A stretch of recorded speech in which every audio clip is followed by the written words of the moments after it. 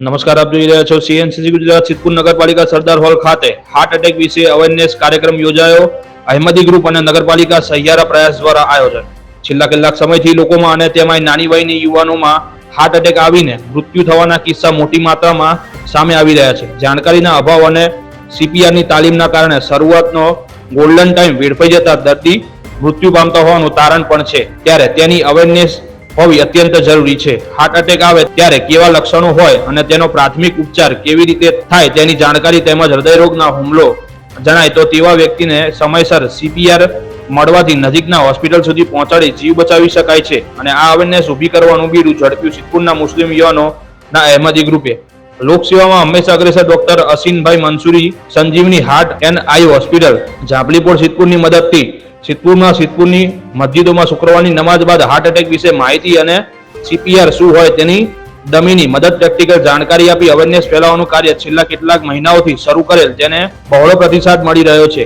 Doctor અનીસભાઈ Mansuri પોતાના વ્યસ્ત શેડ્યુલમાંથી સમય ફાળવીને આ સરાહનીય જનસેવાના કાર્યમાં ખૂબ જ અસરકારક કામગીરી અદા કરી રહ્યા છે. ત્યારે સિદ્ધપુર તાલુકાની વિવિધ મસ્જિદોમાં પણ આ કાર્યક્રમ દ્વારા મોટી સંખ્યામાં શુક્રવારની નમાઝમાં આવતા ભાઈઓને માહિતી પહોંચાડવામાં આવી રહી છે.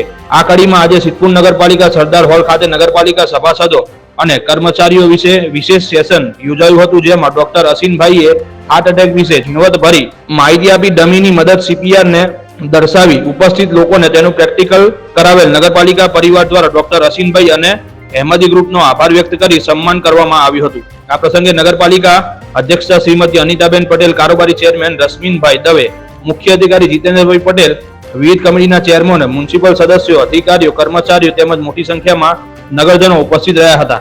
આ કાર્યક્રમને સફળ બનાવવા અહેમદી ગ્રુપના સભ્યો નગરપાલિકા સ્ટાફે સરાહનીય કામગીરી બજાવી હતી. નગરની સેવાભાવી સામાજિક ધાર્મિક સંસ્થાઓ પણ આવા કાર્યક્રમો યોજીને લોકોમાં હાર્ટ એટેક વિશે અવેરનેસ ઊભી કરે તે ઈચ્છનીય છે. યુવાનો સીપીઆરની તાલીમ મેળવે તો હાર્ટ એટેકનો હુમલો સમય જાણકારી અને તાલીમ હોય તો યુવાનો સહિત નાગરિકોના જીવ બચાવી શકાય.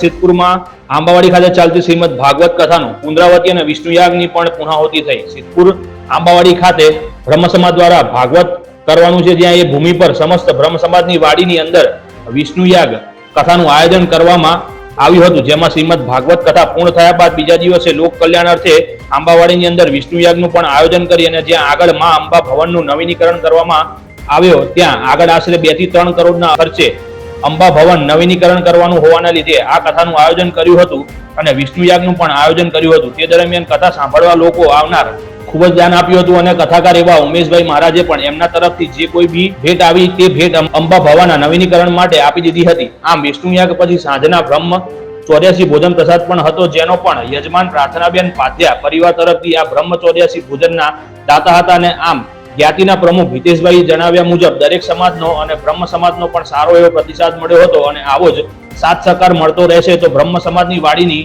અંદર આવા નવીની કામો કરવામાં આવશે.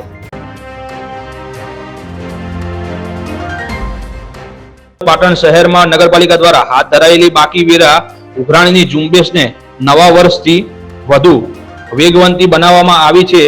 જે મિલકત ધારકોના લાંબા સમયથી વેરા બાકી નીકળે છે તેવી મિલકતોના ધારકો જો વેરો ન ભરપાઈ કરે તો તેઓને નોટિસ આપી તેઓના નળ અને ભૂગર્ભ ગટરના જોડાણો કાપવાની સાથે મિલકત સીલ કરવા સુધીની કામગીરી વેરા શાખાની ટીમ દ્વારા હાથ ધરવામાં આવી છે.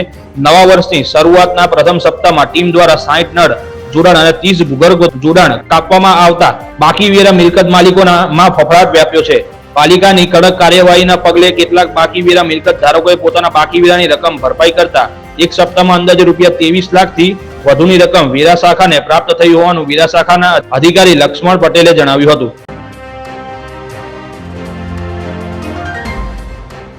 એક્ટી ગ્રુપ પાટણનો 12મા વર્ષની ટીમનો પદગ્રહણ વિધિ સમારોહ સંસ્થાના અત્યાર સુધીના તમામ પૂર્વ પ્રમુખોની ઉપસ્થિતિ વચ્ચે પાટણ એપીએમસી હોલમાં યોજવામાં આવ્યો હતો, જેમાં એક્ટી ગ્રુપના વર્ષ 2024ના પ્રમુખ તેમજ તેમની ટીમનો ઇન્ટોલેશન ઓફિસર મૌલિક ડી સુખડિયાએ પદગ્રહણ કરાવ્યા હતા.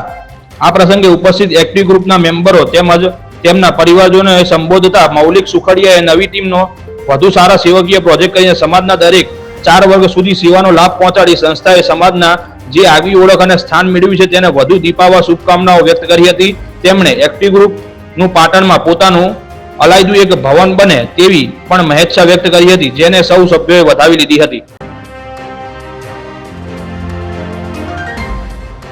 પાટણ શહેરના સાકાર પાર્ટી પ્લોટ ખાતે શ્રી પાટણ શહેર ગોસ્વામી પરિવારના પ્રથમ સ્નેહ મિલન કાર્યક્રમ ગોસ્વામી પરિવારના મહંત શ્રી જગદીશપુરી ખડી જાગીર મઠના આશીર્વચન સાથે આયોજિત કરવામાં આવ્યો હતો. આ સ્નેહ મિલન કાર્યક્રમ નરેન્દ્રગીરી એડવોકેટ અમદાવાદના અધ્યક્ષપદે યોજવામાં આવ્યો હતો, જેમાં ગોસ્વામી સમાજના તેજસ્વી વિદ્યાર્થીઓને પ્રોત્સાહિત ઇનામ આપી સન્માનવામાં આવ્યા હતા. તેમજ સને 2024ના વર્ષનું કેલેન્ડર ઉપસ્થિત મહેમાનો તેમજ સમાજના અગ્રણીઓના વરદ હસ્તે વિમોચન કરવામાં આવ્યું હતું. આ પ્રસંગે ગોસ્વામી સમાજના વય નિવૃત્ત થયેલ કર્મચારીઓનું પણ સમાજ દ્વારા સન્માન કરવામાં આવ્યું હતું. સમાજના પાર્થ યોગેશ પુરીને મામલતદારમાંથી નાયબ કલેક્ટરની બઢતી મળતા તેમનું પણ સન્માન કરવામાં આવ્યું હતું. તો MBBS ની ડિગ્રી મેળવનાર સમાજની દીકરીને સન્માનિત કરી શુભેચ્છાઓ પાઠવવામાં આવી હતી.